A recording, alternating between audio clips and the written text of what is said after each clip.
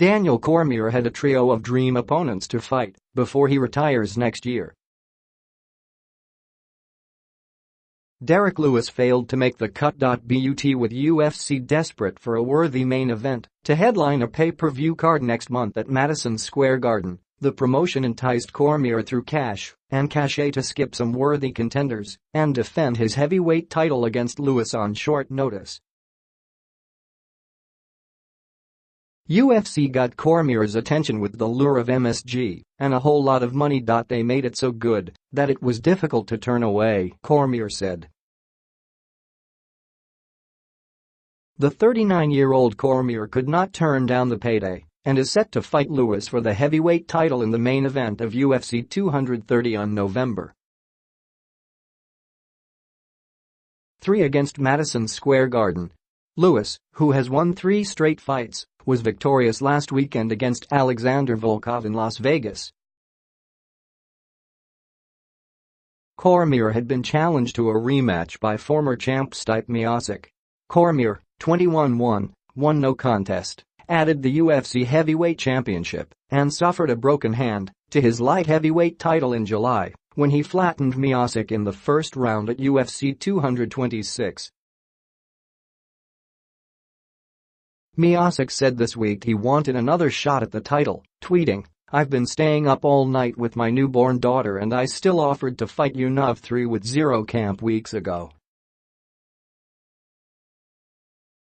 Cormier said he turned down a rematch against Miocic, in part because of concerns his broken right hand had not properly healed. "They asked me a few weeks ago, and I didn't know if my hand was going to be okay," Cormier told the Associated Press on Thursday. "Also, because of the respect I have for Stipe, I really kind of wanted a longer training camp. I know the amount of work I put in to prepare for him last time. I don't know that in 5 weeks if I would have the amount of time to prepare for him this time."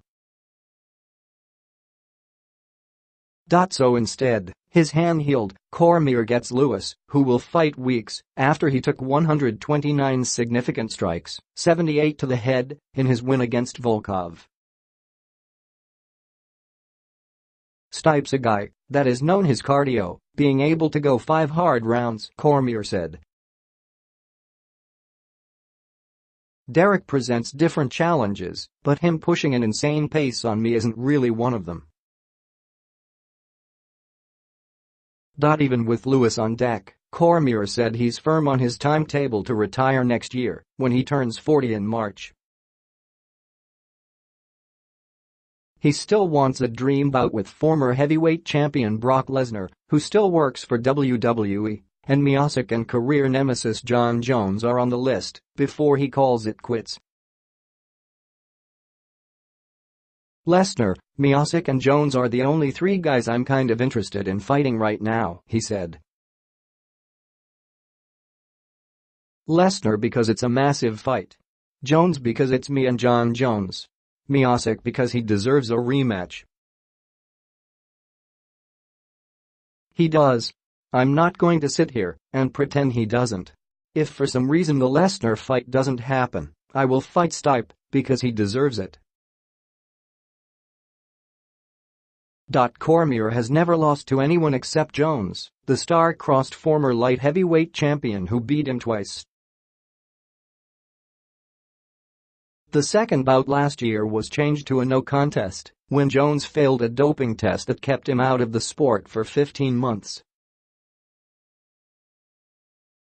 Cormier will be stripped of his light heavyweight title, and the 205-pound crown will go to the winner of the Jones-Alexander Gustafsson bout at UFC 232 on December 29 in Las Vegas.